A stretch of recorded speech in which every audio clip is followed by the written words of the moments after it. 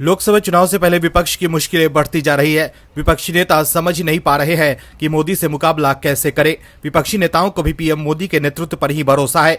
ऐसे में विपक्षी नेता एक एक कर बीजेपी और एनडीए में शामिल हो रहे हैं। राहुल गांधी यात्रा निकाल रहे हैं। इसके बावजूद कांग्रेस में भगदड़ मच गई है और कांग्रेस के बड़े नेता पीएम मोदी के शरण में पहुंच रहे हैं। अब चर्चा है कि कांग्रेस को एक और बड़ा झटका लग सकता है और इस बार कांग्रेस के एक और बड़े नेता बीजेपी का दामन थाम सकते हैं। भारत जोड़ो यात्रा के बीच राहुल गांधी की मुश्किलें बढ़ती जा रही है। राहुल गांधी को लॉन्च करने के चक्कर में कांग्रेस का सारा पैसा खत्म हो रहा है, लेकिन राहुल गांधी की सियासी लॉन्चिंग नहीं हो पा रही है। उधर आम आदमी पार्टी की भी नींद उड़ गई है। आपके नेता अरविंद केजरीवाल की गिरफ्तारी को लेकर चिंता में है। आपको डर है कि केजरीवाल कभी भी गिरफ्तार हो सकते हैं। ईडी के अलावा अब सीबीआई से भी केजरीवाल एंड कंपनी को डर सताने लगा है। सीबीआई और ईडी की कार्रवाई से कैसे आपके नेताओं की उड़ गई है नींद, बताते हैं आपको सब कुछ इस रिपोर्ट में। इसके अलावा कांग्रेस और किसान आंदोलन के बारे में भी बताएंगे आपको इस वीडियो में, तो बने रहिए वीडियो में अंत तक और देखिए हमारी ये खास रिपोर्ट। अरविंद केजरीवाल का दल अब राजनीतिक कम रह गया है और नाटक कंपनी में ज्यादा बदल गया है, जैसा कि विपक्ष का आरोप है। राजनीतिक ईमानदारी की पराकाष्ठा तो देखिए। जो लोग एक दूसरे को बेईमान कहते थे, आज वो एक दूसरे से हाथ मिला चुके हैं। ये ईमानदारी है या राजनीतिक मौका परस्ती, फैसला आप लोगों के हाथ में ही है। जब अरविंद केजरीवाल देश की राजनीति में अपना पहला कदम बढ़ा रहे थे तो वो कहते थे कि जी हम देश की राजनीति से बेईमानी खत्म करने आए हैं। उसके बाद केजरीवाल एंड कंपनी कांग्रेस को भ्रष्टाचार की गंगोत्री कहने से भी नहीं चूकती थी, लेकिन आज उसी भ्रष्टाचार की गंगोत्री में डूबकर वो लोकसभा चुनाव 2024 को पार और राजनीतिक सिद्धांतों और विचारों को दफन करना चाहते हैं। और लोग जब अरविंद केजरीवाल और आपसे सवाल पूछने लगे कि आपका और कांग्रेस का रिश्ता क्या कहलाता है, तो आपने नए तरह का बखेड़ा शुरू कर दिया है कि जनता के सवालों से बचा जा सके। दरअसल आम आदमी पार्टी और कांग्रेस के नेता एक दूसरे को भ्रष्ट कहते थे, लेकिन आज वो एक दूसरे के साथ आ चुके हैं। लेकिन गठबंधन पर जनता सवाल न उठाए, इसलिए आपके नेता ऐसे ऐसे तर्क दे रहे हैं जिससे सब हैरान है। जनता के सवालों से बचने के लिए आम आदमी पार्टी ने एक बार फिर बीजेपी और केंद्र सरकार पर धमकी देने का आरोप लगाया है, लेकिन आपके नेताओं के पास कोई सबूत नहीं है। आपके नेता सिर्फ आरोप लगाते हैं और भाग जाते हैं। आपने एक बार फिर कहा है कि कांग्रेस से गठबंधन करने पर दिल्ली के सीएम अरविंद केजरीवाल को गिरफ्तार करने की धमकी दी जा रही है। राज्यसभा सांसद संदीप पाठक, दिल्ली सरकार के मंत्री सौरभ भारद्वाज और आतिशी ने एक प्रेस कॉन्फ्रेंस करते हुए कहा है कि कांग्रेस से गठबंधन होकर रहेगा, भले ही अरविंद केजरीवाल को गिरफ्तार करके जेल में डाल दिया जाए। सौरभ भारद्वाज ने कहा कि सीएम केजरीवाल को अगले 3 से 4 दिनों में गिरफ्तार करने की तैयारी है। उन्होंने कहा कि ये तैयारी सिर्फ राजनीतिक साजिश के तहत की जा रही है, क्योंकि आम आदमी पार्टी और कांग्रेस के बीच गठबंधन होने जा रहा है। ये नहीं चाहते हैं कि ये गठबंधन हो। अब जब ये गठबंधन पर आम सहमति बन गई है तो उन्हें सीबीआई के जरिए अरेस्ट करने की तैयारी चल रही है। सौरभ भारद्वाज ने कहा कि हमें सूचना मिली है कि अगर हम गठबंधन छोड़ दें तो गिरफ्तारी नहीं होगी। हम बीजेपी और केंद्र सरकार को बताना चाहते हैं कि अरविंद केजरीवाल को गिरफ्तार करना चाहे तो कर ले। केजरीवाल और कांग्रेस का अलायंस इंडिया गठबंधन के अंदर होने जा रहा है और ये टूटने वाला नहीं है। वहीं आप सांसद संदीप पाठक ने कहा है कि नई राजनीतिक परिस्थितियों को देखते हुए बीजेपी ने अपनी रणनीति बदल ली है। बीजेपी को लगता था कि आम आदमी पार्टी और कांग्रेस के बीच गठबंधन नहीं होगा। संदीप पाठक ने कहा कि अब जबकि देश हित में दोनों दलों ने गठबंधन करने का फैसला कर लिया है, तो अरविंद केजरीवाल को गिरफ्तार करने की कोशिश की जा रही है। उन्हें सीआरपीसी 41A के तहत नोटिस जारी किया जा रहा है। जाहिर सी बात है और संभव है कि अरविंद केजरीवाल को गिरफ्तार भी कर लिया जाए। संदीप पाठक ने कहा कि यदि केजरीवाल को गिरफ्तार किया गया तो देश भर में लोग सड़कों पर निकल जाएंगे। तो देखा आपने कैसे केजरीवाल को पीएम मोदी का खौफ इतना है कि वो अपने सबसे बड़े राजनीतिक विरोधी कांग्रेस से भी हाथ मिला चुके हैं। केजरीवाल ने दिल्ली और पंजाब में कांग्रेस को भ्रष्ट बताकर सत्ता हासिल किया था, लेकिन अब गिरफ्तारी का खौफ इतना है कि उन्हें कांग्रेस से भी हाथ मिलाने में कोई गुरेज नहीं है। कांग्रेस में एक के बाद एक कई विकेट गिर गए हैं। राजनीतिक हलके में चर्चा है कि अभी और विकेट गिरने बाकी है। कांग्रेस से नेता लगातार पार्टी छोड़कर जा रहे हैं। ऐसा लग रहा है कि कांग्रेस से नेताओं का मोह भंग होता जा रहा है, जिसकी सबसे बड़ी वजह यही मानी जा रही है कि कांग्रेस के दिग्गज नेताओं को वो तवज्जो नहीं मिल पा रही है जो उन्हें मिलनी चाहिए। एक खास तरह के गिरोह ने कांग्रेस आलाकमान को चारों तरफ से घेर कर रखा है, जो सही चीज गांधी परिवार तक पहुंचने ही नहीं देता है। कांग्रेस के वो नेता जिन्हें सिर्फ कांग्रेस के नाम पर अपनी राजनीति चलानी है, वो वो स्वामी भक्ति में लगे हैं और जो सच में कांग्रेस को आगे बढ़ाना चाहते हैं उनकी कोई सुनवाई नहीं है, जिसकी वजह से कांग्रेस लगातार वीरान होती जा रही है। कांग्रेस के एक और दिग्गज का नाम इसमें जुड़ने वाला है। कांग्रेस के लोकसभा में नेता अधीर रंजन चौधरी जल्द ही कांग्रेस से इस्तीफा दे सकते हैं। कांग्रेस जो हमेशा कहती थी कि एकला चलो, अब वही इतनी मजबूर हो चुकी है कि ना चाहते हुए भी उसे अपना राजनीतिक प्रतिद्वंदियों से हाथ मिलाना पड़ रहा है, जिसकी बलि कांग्रेस के कई नेता चढ़ चुके हैं और पार्टी छोड़कर जा चुके हैं। अधीर रंजन भी कांग्रेस आलाकमान को ये समझा रहे हैं कि ममता की टीएमसी के साथ गठबंधन ना करे, ऐसा करके वह क्षेत्रीय दलों के पीछे ही रह जाएगी और बीजेपी का जो सपना है कांग्रेस मुक्त भारत का, वो विपक्षी गठबंधन के क्षेत्रीय दल मिलकर ही पूरा कर देगी, क्योंकि जो कांग्रेस पैन इंडिया लेवल की पार्टी थी अब वह देश के चंद हिस्सों में सिमट कर रह गई है। अब खबर आ रही है कि अधीर रंजन चौधरी ने कांग्रेस को अल्टीमेटम भी दिया है। मीडिया रिपोर्ट्स में दावा किया जा रहा है कि टीएमसी प्रमुख ममता बनर्जी कांग्रेस को 5 लोकसभा सीटें देने के लिए तैयार है।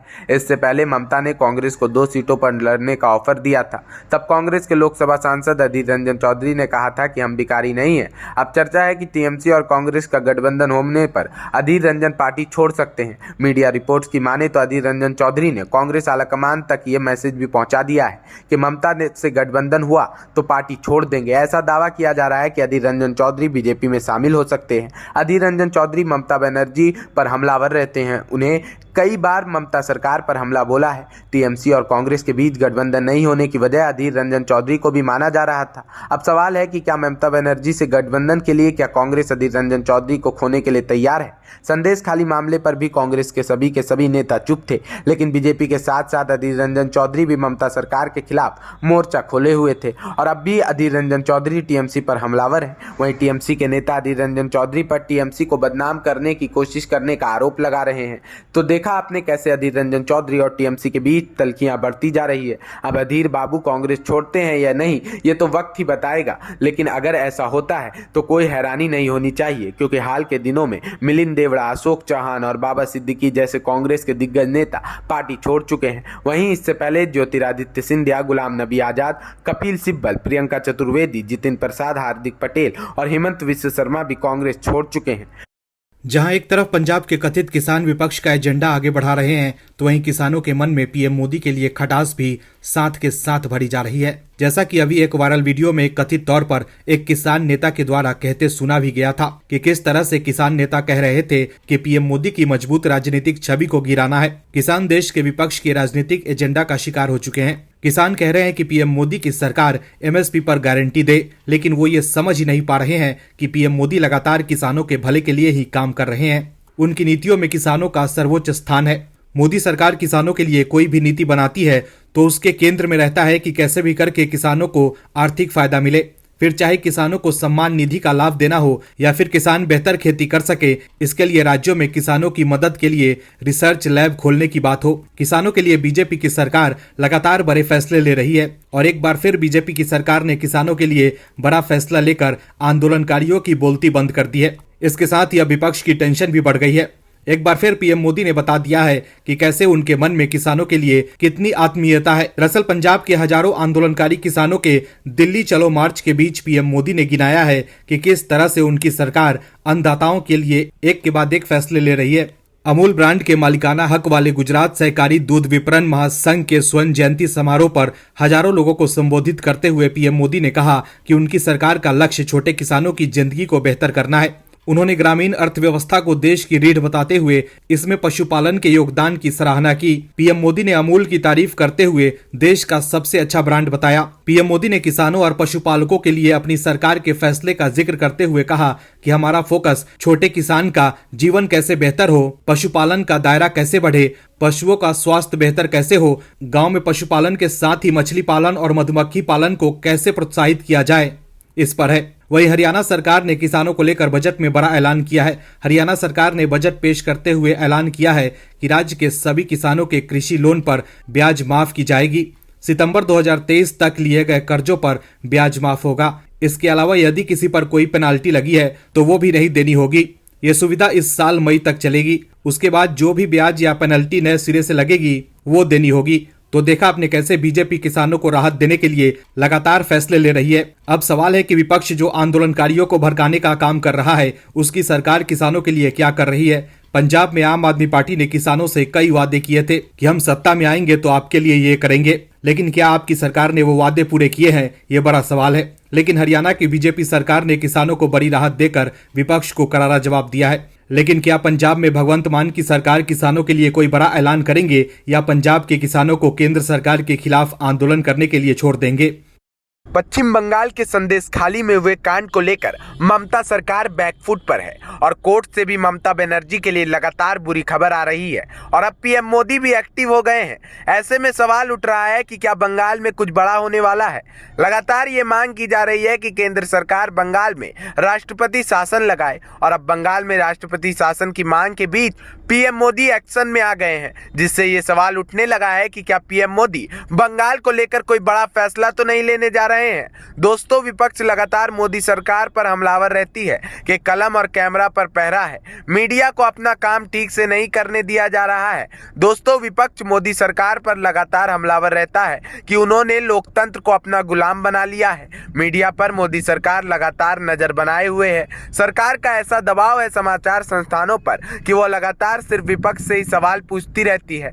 ऐसा विपक्ष लगातार आरोप लगाता रहा है मोदी सरकार पर, लेकिन असल कहानी यह है कि विपक्ष की जहां जहां सरकार है, असली पहरा तो वहां है। विपक्ष की सरकारें पत्रकारों को गिरफ्तार करवा रही हैं। अभी हाल ही में बंगाल में ममता बनर्जी की सरकार ने संदेशखाली की घटना को कवर कर रहे पत्रकार को गिरफ्तार कर लिया था, जिसके बाद बंगाल हाईकोर्ट ने सरकार को फटकार लगाते हुए पत्रकार को जमानत दे दी है। कलकत्ता उच्च न्यायालय ने रिपब्लिक बांग्ला के पत्रकार संतू पान को जमानत दे दी है। इसे मुख्यमंत्री ममता बनर्जी के लिए झटका माना जा रहा है, क्योंकि पश्चिम बंगाल की तृणमूल कांग्रेस सरकार संदेशखाली में महिलाओं के यौन शोषण के मामले को दबाने में लगी है। इस मुद्दे पर रिपोर्टिंग करते वक्त संतू पान को लाइव कैमरे के सामने बंगाल पुलिस गिरफ्तार कर ले गई थी। इसके बाद देश भर में कई पत्रकारों ने विरोध प्रदर्शन किया था। वहीं संदेशखाली विवाद के बीच पीएम मोदी पश्चिम बंगाल का दौरा करेंगे। वो वहां 2 दिन रहेंगे। संभावना जताई गई है कि वहां पर पीएम मोदी संदेशखाली की पीड़िताओं से भेंट कर सकते हैं। खबर के मुताबिक बीजेपी से जुड़े सूत्रों ने दावा किया है कि पीएम मोदी 1 और 2 मार्च को पश्चिम बंगाल के दौरे पर रहेंगे। इस दौरान 1 मार्च को वह आरामबाग में मौजूद रहेंगे। यहां वह आधिकारिक कार्यक्रम और सार्वजनिक बैठक करेंगे। इसके बाद 2 मार्च को पीएम नरेंद्र मोदी कृष्णानगर पहुंचेंगे। यहां भी वह आधिकारिक कार्यक्रम और सार्वजनिक बैठक करेंगे। बताया जा रहा है कि इन्हीं 2 दिनों में वह संदेशखाली की पीड़िताओं से भी मुलाकात कर सकते हैं। हालांकि अभी इस दौरे की आधिकारिक पुष्टि नहीं हुई है। वहीं संदेशखाली के मुद्दे पर बीजेपी की पश्चिम बंगाल यूनिट काफी सक्रिय है। वह इसे लगातार उठा रही है और टीएमसी सरकार पर हमला बोल रही है। बीजेपी ने संदेशखाली में हुई हिंसा पर एक डॉक्यूमेंट्री जारी की थी। इसमें महिलाओं के खिलाफ हुए अत्याचार की घटनाओं की जानकारी दी गई है। बीजेपी ने सोशल मीडिया प्लेटफॉर्म एक्स पर भी डॉक्यूमेंट्री को शेयर करते हुए लिखा है कि एक ऐसी सच्चाई जो आपको हिला देगी, एक ऐसी सच्चाई जो आपको दर्द देगी, एक ऐसी सच्चाई जो आपके जमीर को झकझोर देगी। संदेशखाली का वो सच जिसे ममता बनर्जी छिपाने की कोशिश कर रही है। ऐसे में सवाल उठा है कि क्या बंगाल जाकर खुद पीएम मोदी कोई बड़ा फैसला लेने वाले हैं। Bureau report, OMH news. और भी वीडियोस देखने के लिए चैनल को सब्सक्राइब करें और बेल आइकन को दबाएं।